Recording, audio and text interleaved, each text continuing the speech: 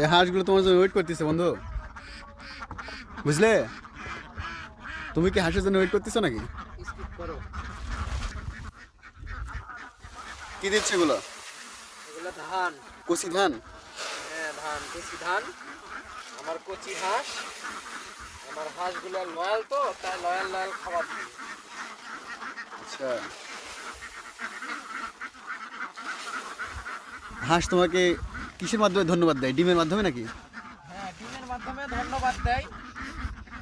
তারপরে তাদের চলাফেরা অনেক ভদ্র, দেখা যায় যে আমি বলার আগে তারা বুঝে ফেলে। রাস্তাঘাটে চলাচলটা অনেক সুন্দর।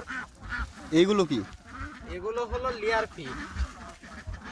এটা লেয়ার 1 ফিড, যেটা লেয়ার মুরগিকে ডিম পাড়ানোর জন্য দেওয়া হয়। তো আমার এখানে 400 পিস হাঁস আছে।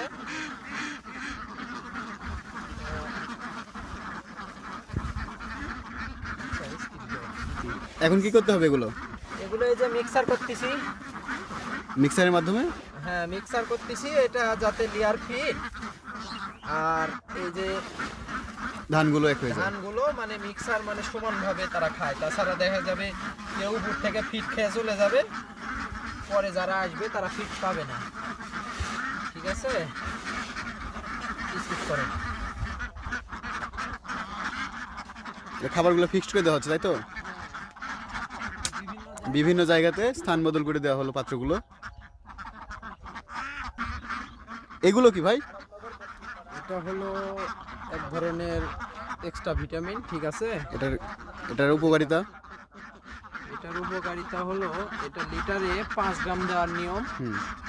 তো 1 গ্রাম ওষুধ 5 লিটারে দেওয়ার নিয়ম। আমি 1 গ্রাম পানি 1 গ্রাম ওষুধ 1 লিটার পানিতে দিলাম। হ্যাঁ, এটা হলো হাঁসের প্রধানত সেক্সের কাজ করে। ঠিক আছে, আচ্ছা আচ্ছা।